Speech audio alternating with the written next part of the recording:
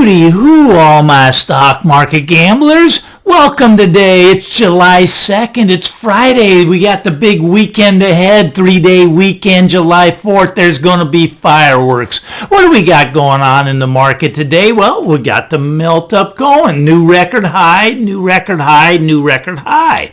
We're melting up into the 4th of July weekend, which is very normal. The day before the long weekend is usually an up day, and the day after a long weekend is usually a down day. So we are up today about 50 points on the Dow, 50 points on the NASDAQ, continuing to hit new record highs. Now, there is nobody that thinks this stock market can go down. Matter of fact, I'm one of those people. I'm starting to believe that the stock market only goes up.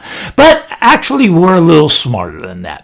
Now, what I want to talk today about is the repo market. Now, something is terribly wrong right now, and I'm not exactly sure what it is. I don't want to put panic out there, but there is something that is not right. Something is wrong. They are pumping $1 trillion every night into the repo market. Now, this is astronomical, and nobody knows why. They can't say why. Now, what is the repo market? The repo market is kind of like the settlement of funds between banks. Banks, they loan money between themselves. They're all intertwined, and at the end of the day, overnight, they settle all their funds. Now, why the repo market? Why $1 trillion going in there? Well, my guess would be that there's a financial institution that's in a lot of trouble.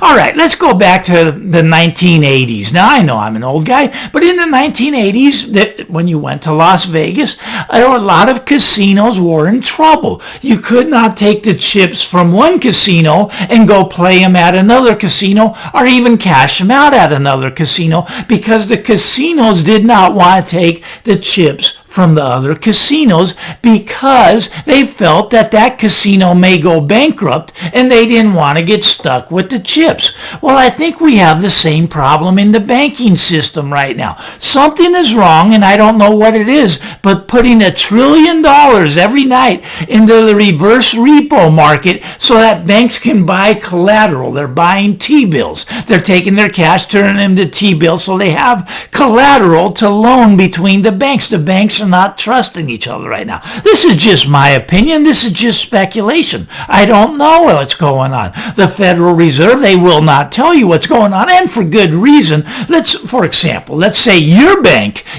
was in financial trouble, and the Federal Reserve came out and said, hey, your bank failed. What would you do? Well, there'd be a long line around your bank, and everybody would be taking the money out. Right now, the Federal Reserve is trying to paper over this problem. They're trying to paper over the problem by putting $1 trillion into the repo market. Now, once again, this is all speculation. I do not know exactly what's going on, but I do know that it probably has to do with what's called counterparty risk.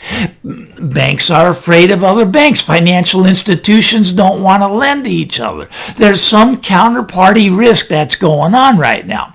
Now, unfortunately, a lot of the damage has already been done. Now, the Federal Reserve has printed money unlimited. Our government has spent money unlimited. We're $28 trillion in debt. We're going to hit probably $30 trillion by the end of the year. $30 trillion in debt. Now, here's a secret for you. Here's a secret. We can't pay it back. There's no way we're going to pay this money back. Shh, don't tell anybody. Don't tell anybody. People will stop buying those treasuries. Well, we also have over $8 trillion on the Federal Reserve balance sheet. These are assets that they purchased. $8 trillion, $28 trillion, and we got $8 trillion. Doesn't end there. There's over $100 trillion in unfunded liabilities. These are things like Social Security, Medicare. Now, we are in trouble because on top of all of this, we are now pumping $1 trillion every night into the repo market just so the financial institutions can settle their accounts. Look, we are in trouble. Now, if you listen to mainstream media, they'll tell you the economy's doing great. They'll say, just look at the stock market. Matter of fact, a new record high just today. Right now, we are at a record high. A record high. Markets only go up. They don't go down. And that's because the Federal Reserve keeps printing money and putting it into the stock market. Now, will this continue? Will this continue? Well, the economy is doing so well right now. It's doing so incredibly well that the Federal Reserve has to print $120 billion every month just to keep it propped up. They got to print another $40 billion to buy mortgage-backed securities, and they're praying the real estate market doesn't come down. But the real estate market's starting to come down. There's price reduction. Now, us real estate people, we call that price improvements, but it's starting to change. The shift is here. There's something wrong going on. There's something wrong, and I just want you to be aware of it. It is not normal for the Federal Reserve to pump $1 trillion every night into the repo market. This is not good. But what could possibly go wrong, right? Right? Stock market only goes up. Well, here's the thing.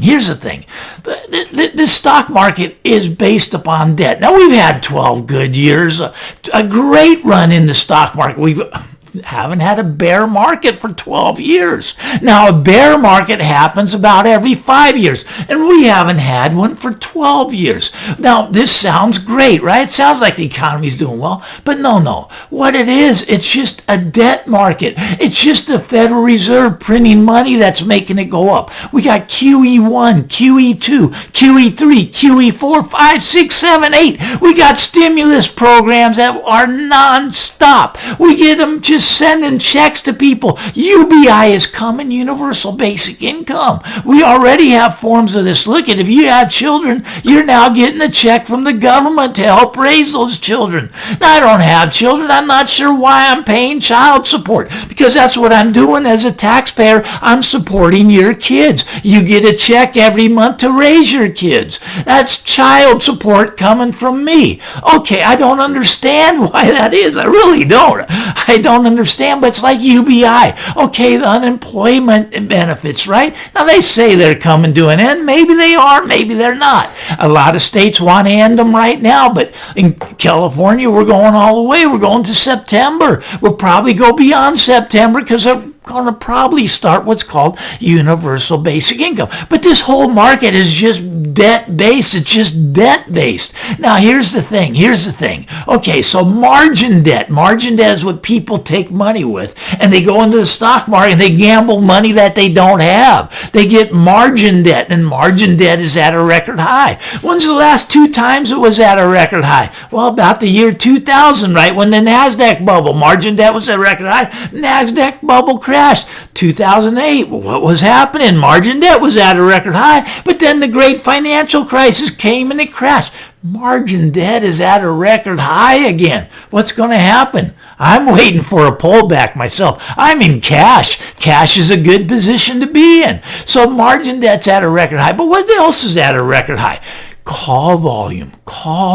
They're buying calls. Now, calls are a way to leverage stock. You can, buy, let's say the stock's, $100 stock. You want to buy 100 shares of that stock. That costs you a lot of money, right? It costs you, $10,000. But you can do it with calls for just a few $100s. Call volume is at a record high. This is another form of debt, another form of leverage in the market. Now, I know a lot of the millennials, a lot of the millennial YouTubers, they're saying this time it's different, Mike. The markets can only go up. And I'm starting to believe that myself almost, right? I mean, that's just crazy thinking the markets can only go up. But if you're a millennial, you're 30 years old, you've never seen a down market. We've had an up market your whole trading life. From the time you were 18 to the time you're 30, the market only goes up. And this time it's different, Mike. Now clearly I'm a boomer. There is no doubt about that. Okay, but here's what I do know.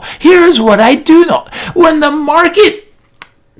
market crash comes, and it will come. I don't know when. You don't know when. Nobody does. But it will come. assets get liquidated. That's right, assets get liquidated because of the debt, because of the margin. They will just sell. Look, if you're trading on margin and the market crashes, the stock market crashes, they won't ask you. They will sell the stocks for you. You will get liquidated. There will be margin calls. Okay, that's what's going to happen. Assets are going to crash and burn. So what you want to do is you want to be out. You want to be out of the system if there is a financial crisis. If there is a financial problem. Now, right now, I think there's a problem. It's not normal to put $1 trillion into the repo market every night. I don't know what the problem is. I just know that there's a problem. Now, when the system comes down, you want to be out of it. Now, how do you get out of it? Well, gold, silver, maybe even some Bitcoin, cash. Cash is going to be king because these assets, they're going to crash. They're going to burn. They're going to burn really bad. So anyways, have some cash. Cash is a position. It's actually a position. A position of cash is good right now. When there's a problem, and I think we have a big problem. I think we have $1 trillion problem. $1 trillion a day problem. There is a problem. Something's going to happen. Now, we may be able to paper over it. Maybe it's all going to be fine. And if that's your opinion, then keep staying in the market. Keep pumping out the debt. Keep buying on margin. It's not my opinion. My opinion is raise some cash. Wait for the pullback. And I do think we're going to get a pullback next week. We're going to get fireworks over the weekend, 4th of July. But I think we're going to get some fireworks in the stock market next week. I could be wrong. I don't know. If you like this stuff, give me the thumbs up. If you want to talk again next week and find out where the fireworks are, punch that subscribe button. Why not? I'm Tall Mike. Get out there. Have a great weekend. It's a long weekend. We got the 4th of July. Have a great weekend, everybody. Bye-bye now.